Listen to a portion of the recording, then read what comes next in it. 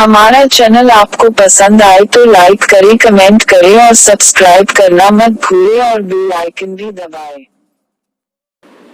राजस्थान समायोजित शिक्षाकर्मी संघ ने राज्य सरकार पर लगाया दोयम नीति अपनाने का आरोप। सूरज वर्मा, सरदार शहर। राजस्थान समायोजित शिक्षाकर्मी संघ ने उच्चतम न्यायालय के निर्णय की अनुपालन में राज्य सरकार द्वारा पेंशन आदेश जारी नहीं करने पर आक्रोश व्यक्त किया।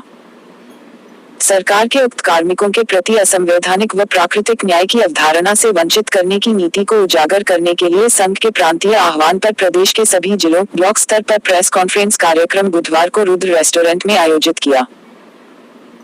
कॉन्फ्रेंस में सरकार की उक्त कार्मिकों के प्रति दोयम दर्जे की नीति अपनाने के साथ ही उन्हें संविधान प्रदत्त अधिकारों, समान कार्य, समान परिलाभ से वंचित करते हुए माननीय सर्वोच्च न्यायालय के निर्णय व आदेश को भी दरकिनार कर कार्मिकों को पेंशन परिलाभ से वंचित करने के कुप्रयासों व लंबित करने जैसे दमनात्मक, छलाव व षड्यंत्र पूर्वक समायोजन जैसे विषयों व नियम तथा आदेशों की ओर लोकतंत्र के चतुर्थ स्तंभ पत्रकारों का ध्यान आकर्षित किया गया। संघ के जिलाध्यक्ष राजवीर सिंह राठौड़ ने बताया कि सरकार द्वारा समय समय पर बनाए गए असंवैधानिक व अलोकतांत्रिक तरीकों से वर्ष 2011 में सरकार ने हमारा अनुदानित विद्यालय से सरकारी सेवाओं में समायोजन किया। तब समायोजन के लिए पूर्व की भांति बनने हुए नियम राजस्थान सिविल सेवा पेंशन नियम 1996 के नियम 14.2 के तहत अधिकरण कर उन्हें राजस्थान सिविल सेवा पेंशन नियम 1996 का परिलाभ दिया जाता था, जिसमें सभी परिलाभ सरकारी कार्मिकों के भांति मिलते थे। लेकिन उक्त नियमों को दरकिनार कर सरकारी नौकरशाही ने हमारे लिए अलग से नए 2010 नियम इसलिए बनाए ताकि पदोन्नति, स्थानांतरण, ग्रामीण क्षेत्र में सेवा की अनिवार्यता तथा पेंशन नियम 1996 से वंचित किया जा सके। माननीय उच्च न्यायालय खंडपीठ जोधपुर के निर्णय 1 फरवरी 2018 व सर्वोच्च न्यायालय के निर्णय 13920218 द्वारा उक्त कार्मिकों की नियुक्ति वर्ष 2004 से पूर्व की मानते हुए इन्हें पेंशन योजना 1996 का लाभ दिया जाने का आदेश दिया। जहां न्यायालय के आदेशों की अनुपालन नहीं करते हुए कार्मिकों के पेंशन प्रकरण को लंबित रखते हुए व न्यायिक प्रक्रिया के जाल में फंसाया रखने के लिए सर्वोच्च न्यायालय के निर्णय के विरुद्ध उच्च न्यायालय में 1 वर्ष बाद पुनर्विचार याचिका लगाना, जिसके लिए उच्चतम न्यायालय से बड़े बड़े वकील हायर कर राजकोष से करोड़ों रुपयों को खर्च करना। लेकिन राज्य के 10,000 कार्मिकों को बुढ़ापे की रोशनी छीनकर अंधेरे का जीवन यापन करने के लिए बाध्य करने की रणनीति अपनाना, बड़ी मात्रा में कार्मिकों का पीएफ पैसा राजकोष में जमा कर लेना लेकिन उन्हें बदले में पेंशन से भी वंचित रखना, ये कैसी सरकारी तानाशाही नीति को प्रमाणित करता है। सरकार द्वारा 2018 में अपने चुनावी घोषणा पत्र में न्यायिक मामलों के निर्णय की अक्षरशः अनुपालन करने की वचनबद्धता कर अपने घोषणा पत्र के माध्यम से लोगों से वोट प्राप्त किए, लेकिन आज वह स्वयं के घोषणा पत्र से मुकरते हुए इस तरह के न्यायिक मामलों को लागू नहीं कर लोगों के साथ छलावा की नीति को उजागर कर रही है। संघ ने वार्ता के माध्यम से कार्मिकों द्वारा उक्त विषयों की ओर अपनी वेदना व्यक्त करते हुए पत्रकारों को बताया कि क्या इसे ही कल्याणकारी सरकार कहते हैं कि उन्हें उनके संवैधानिक अधिकारों को छीनना, सामाजिक सुरक्षा की नीति का परित्याग करना। न्यायालय के आदेशों का सम्मान नहीं करना, अपने ही कांग्रेस पार्टी के जनप्रतिनिधियों की अभिशंसाओं का अनसुना करना तथा सरकार के साथ सामाजिक सरोकार रखने वाले कार्मिकों को सामाजिक सुरक्षा जैसे संवैधानिक अधिकारों को छीनने के लिए उन्हें लंबित बनाने की नीति कायम करना जैसी अलोकतांत्रिक नीतियों का अनुसरण करते हुए लोक कल्याणकारी सरकार की वचनबद्धता से मुकरना जैसे विषयों को मीडिया के समक्ष रखा तथा समायोजित शिक्षा कर्मियों के हितों व मांगों के लिए किए जा रहे संघर्ष में उनके योगदान हेतु आभार ज्ञापित किया। सरकार से हम समायोजित शिक्षाकर्मी की जो प्रमुख मांग है कि हमें जो हमारी नियुक्ति तिथि की सेवाओं को मानते हुए और हमें 2005 के पूर्व के सेवाओं को जब सरकार ने इंक्लूड कर लिया, उसी प्रकार से वेतन भत्ते मिले तो वो पुरानी पेंशन ही हमें मिलनी चाहिए, ये मुख्य मांग हमारी है। और इसी के ऊपर सुप्रीम कोर्ट का भी फैसला आ चुका और हाई कोर्ट का भी पहले फैसला आ चुका। सरकार दोनों जगह गुमराह कर रही है, कभी किधर और कभी किधर, एक लंबा समय खेच रही है कि कर्मचारी किसी प्रकार से चले जाए। तो ये मुख्य सरकार जवाब देना चाहिए, जबकि सरकार को कोई नुकसान नहीं है। अधिकारी अब हरदर्मिता से ये सिद्ध कर रहे हैं कि सरकार को नुकसान होगा, जबकि हम कहते हैं टेबल पर बैठे हम कह रहे हैं सरकार को हमारे को पुरानी पेंशन देने में कहीं भी नुकसान नहीं हो रहा। आगे क्या रणनीति आपकी? आगे रणनीति अभी गांधीवादी तरीके से हम आंदोलन करेंगे न्यायालय के फैसला बनवाने के लिए, और अभी 2 अक्टूबर को हम कार्यक्रम करने जा रहे हैं सद्बुद्धि यज्ञ, और उसके बाद जैसे जैसे हमें प्रदेश कार्यकारिणी हमारी निर्देश देगी, उसी प्रकार से आंदोलन को हम आगे बढ़ाएंगे। धन्यवाद। प्रेस वार्ता कर आज क्या मांग की गई है सरकार से? सरकार से कि जब न्यायालय ने, हाई कोर्ट ने, सुप्रीम कोर्ट ने दोनों अपने निर्णय कर्मचारियों के हक में बता दिए। अब हम चाहते हैं कि हमारे जो है न्यायालय के निर्णय को सरकार माने और एक कर्मचारी हित में जो है सरकार जो है एक जन कल्याणकारी सरकार जो है अपना फैसला लागू करे, यही हमारी मुख्य मांग है। ग्रामीण सेवा समाप्त करना और उसके साथ कच्चे बस स्टैंड पर बीती रात 2 दुकानों के टूटे ताले, चोरों ने मोबाइल की दुकान से 50,000 रुपयों का चुराया सामान। सूरज वर्मा, सरदार शहर। स्थानीय कच्चे बस स्टैंड पर पिछले कई दिनों से लगातार चोरों के हौसले बुलंद हैं। यहां पर बीते दिनों कई चोरियां हो चुकी हैं, जिनमें 2-3 मोटरसाइकिल, बसों के अंदर से सवारियों का सामान व रुपए चोरी होने की जानकारी मिली है। व्यापारियों ने बताया कि यहां पर कोई चौकीदार की व्यवस्था नहीं है, जिसके कारण आए दिन ऐसी घटनाएं हो रही है। वहीं लगातार चोरियां होने के बावजूद भी पुलिस द्वारा कोई ठोस कार्रवाई नहीं करने के कारण चोरों के हौसले दिन प्रतिदिन बढ़ते जा रहे हैं। बीती रात एक मोबाइल और एक कपड़े की दुकान में भी चोरों ने वारदात को अंजाम दिया, जिसमें मोबाइल की दुकान से लगभग 50,000 कीमत का सामान चुराने की जानकारी मिली है। वहीं चोरों द्वारा कपड़े की दुकान के सिर्फ ताले ही तोड़े गए। सूचना मिलने पर मौके पर पहुंची पुलिस ने घटनास्थल का मौका मुआयना कर जांच शुरू कर दी है। थाना अधिकारी सतीश कुमार यादव ने बताया कि फिलहाल चुनाव व कोरोना के कारण स्टाफ की कमी है, जिसकी वजह से बराबर गश्त नहीं हो पा रही है। इसी का चोर फायदा उठा रहे हैं, लेकिन इन घटनाओं को देखते हुए अब सतर्कता के साथ व्यापारियों से बात कर कड़ी कार्रवाई की जाएगी। वहीं सैनी मोबाइल के मालिक सारसर निवासी भागीरथ पुत्र अन्नाराम माली ने थाने में रिपोर्ट देकर अज्ञात के खिलाफ कच्चा बस स्टैंड अपनी दुकान से 50,000 रुपए के सामान चोरी होने का मामला दर्ज करवाकर उचित कार्रवाई करने की मांग की है। दिन में जलती है रोड लाइटें, सूरज वर्मा, सरदार शहर। नगर पालिका और विद्युत विभाग की लापरवाही के चलते कस्बे में रात को रोड लाइट जले नहीं जले, लेकिन दिन में लाइट जरूर जलती है। एडवोकेट मांकचंद भाटी ने बताया कि विद्युत विभाग नगरीय उपकर के नाम से उपभोक्ताओं से राशि लूट रहा है। भारी भरकम राशि के बिल उपभोक्ता मजबूरी में जमा करवा रहे हैं, जबकि नगर पालिका और विद्युत विभाग की जिम्मेवारी है कि ऊर्जा का दुरुपयोग न हो। राज्य सरकार भी कहती है बिजली बचाओ, पानी बचाओ, सबको पढ़ाओ, लेकिन यहाँ सब उल्टा हो रहा है, क्योंकि बिल का भुगतान तो कस्बे की जनता को करना है। दोनों विभाग एक दूसरे के ऊपर जिम्मेदारी डालकर जनता को आर्थिक मार से पीड़ित करने में जुटे हैं। हाथरस में हुए सामूहिक दुष्कर्म और हत्याकांड में मृतका को किंडल जलाकर दी श्रद्धांजलि। सूरज वर्मा, सरदार शहर। हाथरस में एक बालिका मनीष वाल्मीकि के साथ किए सामूहिक दुष्कर्म और हत्यारों को फांसी की मांग करते हुए सर्व समाज के द्वारा गांधी चौक में किंडल जलाकर मृतका को श्रद्धांजलि अर्पित कर 2 मिनट का मौन रखा। इस अवसर पर नपा पूर्व उपाध्यक्ष मुरलीधर सैनी, एडवोकेट राजेंद्र राजपुरोहित ने कहा कि यूपी सरकार सभी आरोपियों को शीघ्र गिरफ्तार कर कड़ी से कड़ी सजा दिलाकर मृतका के परिजनों को न्याय दिलावे और हत्यारों को फांसी देने की मांग की गई। कार्यक्रम में मदनलाल ओझा, जाकिर खान, सुनील मीना, अशोक मेहरा, आकाश कुमार झुंझावत, तिलोक लोहरा, अजय लोहरा, अजय बंसल, ऋतिक जेदिया, राहुल बारवासा, अरुण लोहरा, अमिताभ चावरिया सहित सर्व समाज के सैकड़ों युवाओं ने श्रद्धांजलि अर्पित की। जिस प्रकार यूपी में जो बेटी के साथ हैवानियत हुई है, उसका किस तरह से विरोध, हम जिस प्रकार से बहन मनीषा बेटी के साथ जो अत्याचार हुआ है, जो दुरिंदों ने जो घटना की है, उनके खिलाफ सख्त से सख्त कार्रवाई की जाए, बहन मनीषा को न्याय दिया जाए। और यूपी पुलिस ने जो परिवार की बिना अनुमति से बहन के जो अंतिम संस्कार किया है, वो बहुत ही निंदनीय है। सरकार को इस पुलिस के खिलाफ कार्रवाई करनी चाहिए और बहन मनीषा के हत्यारों को फांसी की सजा देनी चाहिए। गाय के हमले से महिला घायल, राजकीय अस्पताल में करवाया भर्ती। सूरज वर्मा, सरदार शहर।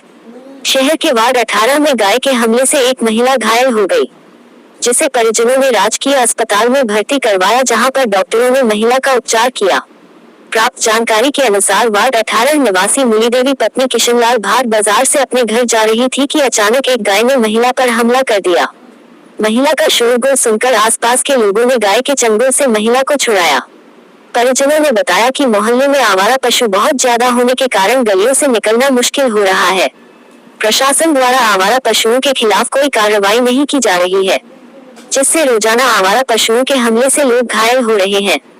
प्रशासन को चाहिए कि आवारा पशुओं को चिन्हित कर गौशाला में भिजवाना चाहिए, जिससे आवारा पशुओं की खाने पीने की व्यवस्था हो जाए और लोगों को घर से बाहर निकलने में डर नहीं लगे।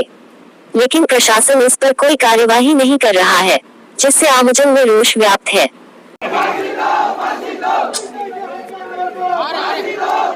हाथरस प्रकरण में दोषियों को फांसी देने की मांग। सर्व समाज ने निकाली रैली, सौंपा ज्ञापन। सुजानगढ़ 30 सितंबर। राजकुमार चोटिया उत्तर प्रदेश के हाथरस में गैंगरेप के बाद दलित बेटी की मौत से उद्वेलित सर्व समाज के लोगों ने शहर में प्रदर्शन करते हुए राष्ट्रपति के नाम ज्ञापन सौंपकर दोषियों को कठोर दंड देने की मांग की है। शास्त्री प्याव के पास एकत्रित होकर रैली के रूप में रवाना हुए लोगों ने उत्तर प्रदेश सरकार पुलिस के खिलाफ जमकर नारेबाजी की। रैली घंटाघर, गांधी चौक, सब्जी मंडी, लाटनू बस स्टैंड, गणेश मंदिर चौक होते हुए उपखंड कार्यालय पहुंची, जहां पर उपखंड कार्यालय के कार्मिक को राष्ट्रपति के नाम ज्ञापन सौंपा गया।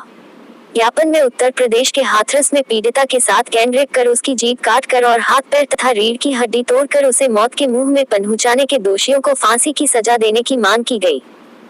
ज्ञापन में फास्ट ट्रैक अदालत का गठन कर मृतका को शीघ्र न्याय देने, पीड़ित परिवार के साथ की जा रही प्रताड़ना पर रोक लगाने, गैर कानूनी रूप से मृतका के शव को जलाने के दोषी अधिकारियों व कर्मचारियों पर कड़ी कार्यवाही करने, मृतका के परिवार को 2 करोड़ रुपए की आर्थिक सहायता देने, पीड़ित परिवार के एक सदस्य को सरकारी नौकरी देने की मांग की गई है। इसी प्रकरण में विश्व हिंदू परिषद ने उत्तर प्रदेश के मुख्यमंत्री के नाम ज्ञापन सौंपकर पीड़ित परिवार को न्याय दिलवाने की मांग की है। इसी प्रकरण में अखिल भारतीय विद्यार्थी परिषद द्वारा भी ज्ञापन सौंपकर पीड़ित परिवार को न्याय दिलवाने की मांग की गई है। रैली व ज्ञापन सौंपने आए प्रतिनिधि मंडल में भाजपा नेता बी.एल. भाटी, गंगाधर लाखन, रतनलाल नायक, आसिफ राइन, एड.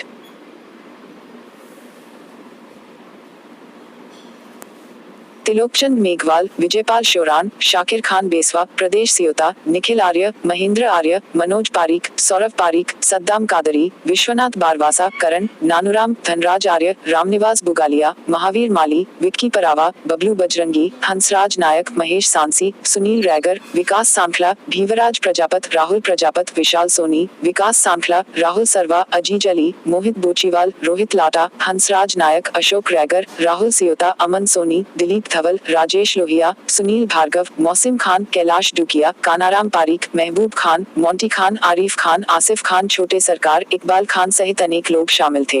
निश्चित रूप से कानूनी व्यवस्था ऐसा कानून में नहीं होना चाहिए। हिंदू धर्म में किसी का अंतिम संस्कार रात में किया जाए, पूरा सर्व समाज इससे आंदोलित है। लेकिन मनीषा बेटी के साथ जो दरिंदगी हुई है, ये समाज को शर्मसार करने वाली है। पूरे समाज में और सर्व समाज में आक्रोश व्याप्त है। हर वर्ग, युवा वर्ग, सुजानगढ़ ही नहीं पूरे देश में हर जगह युवा आंदोलित हो रहा है और हत्यारों को जल्दी से जल्दी फांसी मिले, फांसी की सजा हो और उनको सार्वजनिक रूप से लटकाया जाए। परिवार को पूरी सुरक्षा हो, परिवार के साथ न्याय हो, उनको मुआवजा मिले, परिवार के भरण पोषण का साधन मिले। इन सब की मांगों को लेके आज सुजानगढ़ का समाज, पूरे तहसील का सर्व समाज आज एक ज्ञापन के रूप में सरकार को जगाने के लिए आया है। हमारी ये मांग है कि दरिंदगियों को जल्दी से जल्दी फास्ट ट्रैक कोर्ट के माध्यम से उनको फांसी की सजा होनी चाहिए, ये हम मांग करते हैं। और परिवार की पूरी सुरक्षा हो, ये मांग की जाती है। तथा देश में जो अत्याचार बढ़ रहे हैं, राजस्थान में भी पिछले 1-1.5 साल से जबरदस्त तरीके से दलितों पे, गरीबों पे अत्याचार बढ़े हैं। हम सब अत्याचारों पे भर्त्सना करते हुए सरकार से मांग करते हैं कि गरीबों की सुरक्षा की पूरी पुख्ता व्यवस्था की जाए, गरीबों के साथ न्याय होना चाहिए। बहुत बहुत धन्यवाद। आज और युवाओं ने जो जोश दिखाया सुजानगढ़ में, जिस मजबूती से युवा वर्ग आगे आया है, इससे लगता है कि समाज में परिवर्तन होगा। दरिंदगी करने वालों के हौसले पस्त होंगे, बेईमानों के नकाब हटेंगे, ये मैं आज उम्मीद करता हूँ। जय हिंद, जय भारत। उम्मीद करता हूँ सुजानगढ़ के तमाम राजनीतिक संगठनों का, तमाम सामाजिक संगठनों का, तमाम युवाओं का जो सर्व समाज से है और जितने भी सामाजिक संगठन है, जो धार्मिक संगठन है, वो एक होकर एक बेटी को न्याय दिलाने के लिए सुजानगढ़ का जो आम नागरिक, जो आम युवा जो सड़कों पर है, इसलिए मैं एक बार पुनः हृदय से आभार व्यक्त करता हूँ सुजानगढ़ की आम जनता और सुजानगढ़ विधानसभा क्षेत्र से भी कई लोग युवा है, सापर, चाड़वा, सांडवा, इन तमाम युवाओं को मैं हृदय से आभार व्यक्त करता हूँ और उम्मीद करता हूँ कि इस बेटी को न्याय मिलेगा। और मैं खिलाफत करता हूँ उन लोगों की, उन प्रशासन की, जिन्होंने बेटी को रात के अंदर उसका अंतिम संस्कार किया। जय हिंद, जय भारत। विवाहिता का शव पिकअप में रख हाईवे पर किया प्रदर्शन, महिला को अगवा कर जहर खिलाकर हत्या का आरोप, चूरू रत्नगर। रत्नगर में टेम्पो में सवार विवाहिता का अपहरण कर जहर देकर हत्या करने के मामले में परिजन व ग्रामीणों ने आरोपी को गिरफ्तार करने की मांग को लेकर बुधवार को NH 52 पर जाम लगा दिया। पिकअप में शव को रखकर आक्रोशित लोगों ने नारेबाजी कर विरोध जाहिर किया। इस संबंध में मृतक विवाहिता ललिता के ससुर मंगतूराम प्रजापत की ओर से मामला दर्ज कराया है। पुलिस ने अपहरण के काम ली गई कार को जब्त कर लिया है। पुलिस के मुताबिक रिपोर्ट में बताया कि 28 सितंबर को रत्नगर के वार्ड 3 निवासी ललिता प्रजापत पड़ोस में रहने वाली 3 महिलाओं के साथ चूरू स्वयं सहायता समूह से लिया लोन जमा कराने के लिए जा रही थी। रास्ते में वार्ड का ही सलाउद्दीन उर्फ पिंटू ने टेम्पो को जबरन रुकवा लिया। विवाहिता का अपहरण कर ले गया। बाद में जहरीला पदार्थ खिलाकर घर के आगे फेंक कर चला गया। परिजन विवाहिता को पहले चूरू व बाद में बीकानेर लेकर पहुंचे, जहां ललिता ने दम तोड़ दिया। सूचना पर रत्नगर पुलिस की मौजूदगी में मंगलवार को PBM में पोस्टमार्टम के बाद शव को परिजनों को सौंप दिया। पिकअप में शव रखकर हाईवे पर प्रदर्शन। बुधवार को घटना से आक्रोशित लोग शव को पिकअप में रखकर हाईवे पर पहुंच गए व जाम लगा दिया। ऐसे में सड़क के दोनों तरफ वाहनों की लंबी कतारें लग गई। जाम की सूचना मिलने पर सहायक पुलिस अधीक्षक शैलेंद्र सिंह इंदौलिया, रत्नगर थानाधिकारी लूणकरण सिंह जाप्ते के साथ पहुंचे। पुलिस अधिकारियों ने आरोपित को शीघ्र गिरफ्तार करने की बात कही।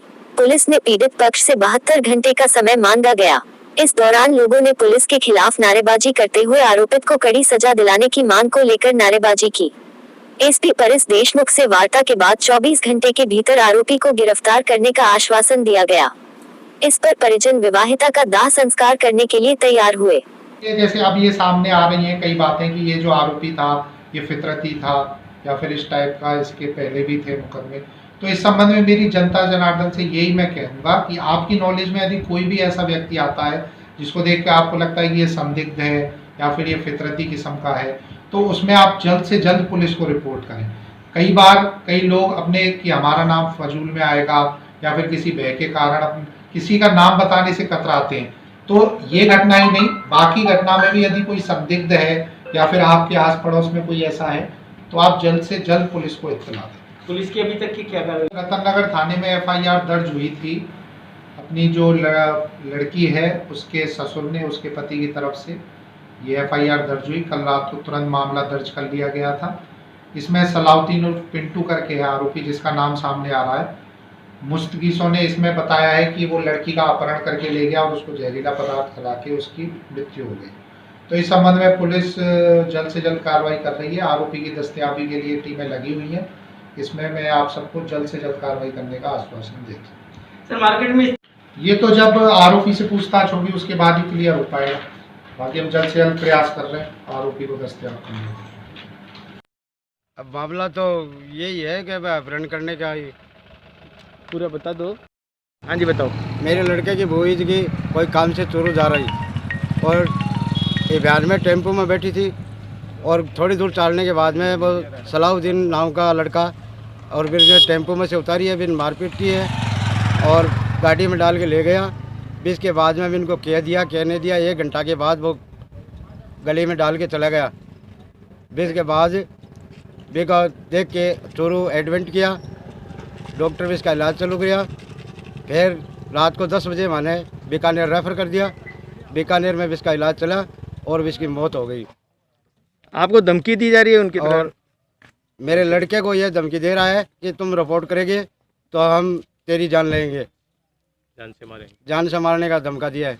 और पुलिस की रिपोर्ट हम लिखा दी और मेडिकल अभी तक अरेस्ट नहीं हुआ है। अभी तक ब्लड का अरेस्ट नहीं हुआ है। और भी के बाद पुलिस रत्नगर थाने से जाके लाश को दिला ली और वो अभी तक भी लड़के को अरेस्ट नहीं किया। क्या नाम है साहब आपका? मेरा नाम मंगतूराम है। ठीक। ABVP ने हाथरस कांड के अपराधियों को फांसी की सजा देने की मांग को लेकर राष्ट्रपति के नाम DM को सौंपा ज्ञापन। चूरू 30 सितंबर जिला मुख्यालय पर आज ABVP के कार्यकर्ता कलेक्ट्रेट पहुंचकर हाथरस कांड के अपराधियों को फांसी की सजा देने की मांग को लेकर महामहिम राष्ट्रपति के नाम जिला कलेक्टर को ज्ञापन सौंपा। अखिल भारतीय विद्यार्थी परिषद के प्रांत सहमंत्री हरीश कुमार वर्मा ने कहा कि उत्तर प्रदेश के हाथरस क्षेत्र में 14 सितंबर को हुई गैंगरेप की घटना में पीड़िता जिंदगी की जंग हार गई, उसकी मौत हुई है। इस निंदनीय घटना का विद्यार्थी परिषद पुरजोर विरोध करती है और आरोपियों को फांसी की सजा देने की मांग करती है। इसी को लेकर आज ज्ञापन सौंपा गया है। इस अवसर पर प्रांत सदस्य विक्रम मेघवाल, संगठन मंत्री आकाश भारतीय, प्रशांत शर्मा, जिला सह संयोजक रौनक दाधीच, हर्ष भारद्वाज, रिबिन सिंह, राकेश परिहार, लक्ष्मण सिंह व राहुल पारिक आदि उपस्थित थे। यूपी राज्य में हाथरस क्षेत्र में जैसे बलगढ़ के साथ बलात्कार हुआ है, उसके लिए विद्यार्थी परिषद शुरुआत ज्ञापन देने श्रीमान कलेक्टर महोदय को महामहिम जी के नाम। मांग ये है कि ये मामला फास्ट ट्रैक कोर्ट में चलाया जाए और आरोपियों को फांसी की सजा दी जाए। आपका नाम? मेरा नाम रौनक शर्मा, जिला सह संयोजक विद्यार्थी परिषद चीरू। कलेक्ट्रेट जन सुविधा केंद्र में वीडियो कॉन्फ्रेंसिंग के जरिए सीएम ने कोरोना संक्रमण को लेकर सभापति से किया संवाद। चूरू कलेक्ट्रेट में जन सुविधा केंद्र में वीडियो कॉन्फ्रेंसिंग के जरिए मुख्यमंत्री अशोक गहलोत ने सभापति पायल सैनी से शहर की कोरोना संक्रमण स्थिति के बारे में संवाद किया। इस मौके पर मुख्यमंत्री ने सभापति से कोरोना जागरूकता के बारे में भी चर्चा की है। आमजन में किस तरह के हालात हैं, जिला मुख्यालय पर कोरोना संक्रमण की कैसी स्थिति है, बचाव के क्या क्या उपाय है, इन बिंदुओं पर संवाद हुआ। सर्किट हाउस में राजस्थान राज्य बाल अधिकार संरक्षण आयोग के सदस्यों का चूरू पहुंचने पर किया गया स्वागत। चूरू जिला मुख्यालय पर आज सर्किट हाउस में राजस्थान राज्य बाल अधिकार संरक्षण आयोग के सदस्य शिव भगवान नागा व नुसरत नफी का चूरू पहुंचने पर कांग्रेस कार्यकर्ताओं तथा बाल कल्याण समिति के सदस्यों के द्वारा स्वागत किया गया। इस मौके पर शिव भगवान नागा तथा नुसरत नफी ने सर्किट हाउस में कांग्रेस कार्यकर्ताओं व बाल कल्याण समिति के सदस्यों से बैठकर चर्चा भी की है। आप ये मत सोचिए कि हमने झुंझुनों से कोई बात नहीं करी, पूरी बात करके उन्होंने बड़े तरीके से और बहुत सलीके से जवाब दिया। ये तो तरीका आपका अच्छा भी और हमारे हम उनके जवाब से बात कर रहे हो, मुतमईन है जो उन्होंने बोला। हमें तो ऊपर से कोई आदेश है क्या कि भाई तुम, हमें थोड़ी पता था कि क्या मामला है, किसी ने कहा है या कोई स्पेशली हमारे पास किसी का फोन है। हम यहाँ ब्लेम करने नहीं आए। एक्चुअली में क्या हुआ है देखो, कोविड केयर में 63 जने हुए नेगेटिव। चूरू 30 सितंबर जिला कोविड केयर सेंटर में कोरोना महामारी के तहत BCMO डा एहसान गौरी के नेतृत्व में 63 संक्रमित लोगों को नेगेटिव आने पर 63 जनों को होम आइसोलेशन कर घर भेजा गया। डा एहसान गौरी ने बताया कि घर में सोशल डिस्टेंसिंग में रहकर अपने कार्य करें, बच्चों व बुजुर्गों से दूर रहे, घर के बाहर नहीं जावे, 14 दिन तक घर में ही रहे, समय पर दवाई लेवे जिससे इस बीमारी से बचाव किया जा सके, घर में मास्क लगाकर रखे। इस बीमारी से बचने के लिए सरकार की गाइडलाइन को फॉलो करें जिससे आमजन को इस बीमारी से बचाया जा सके। कोविड केयर में नेगेटिव होने पर लोगों ने कोविड केयर में मिल सुविधा को खुलकर प्रशंसा की। इस अवसर पर डा शशांक चौधरी डा इमरान गौरी डा इमेज मंसूरी डा कविता माहिज, किशन गोस्वामी, हरफुल सिंह व अजीत चौहान आदि मौजूद थे। हाँ जी, कल हमने हमारे Covid care centre ANM training centre के अंदर जो पेशेंट्स थे उनकी सैम्पलिंग करवाई थी। काफ़ी अच्छा रिजल्ट देखने को मिला है। कुल 42 लोग एएनएम ट्रेनिंग सेंटर से पॉजिटिव से नेगेटिव हुए हैं। ज़िले के अंदर कुल 63 लोग पॉजिटिव से नेगेटिव हुए हैं, जो कि पिछले 7 महीने में हाईएस्ट आंकड़ा है, रिकॉर्ड आंकड़ा है कि 63 लोग ज़िले में एक साथ पॉजिटिव से नेगेटिव हुए हैं। जिला कोविड केयर सेंटर जो है एएनएम ट्रेनिंग सेंटर, यहाँ से 42 लोगों को भी कोविड की गाइडलाइन बताते हुए डिस्चार्ज कर दिया गया है। अभी अपने अपने घरों पे जाएंगे। इनको 14 दिन के लिए होम आइसोलेट किया गया है। धन्यवाद डॉक्टर एहसान। सर, कितनों की जांच हुई थी? यहाँ पे जांच हुई थी 52 लोगों की। 52 में से 42 लोग पॉजिटिव से नेगेटिव हुए हैं। ज़िले के अंदर और भी जगह पे जो जांचें हुई थी उसमें कुल 63 लोग पॉजिटिव से नेगेटिव हुए। हमारा चैनल आपको पसंद आए तो लाइक करें, कमेंट करें और सब्सक्राइब करना मत भूलें और बेल आइकन भी दबाएं।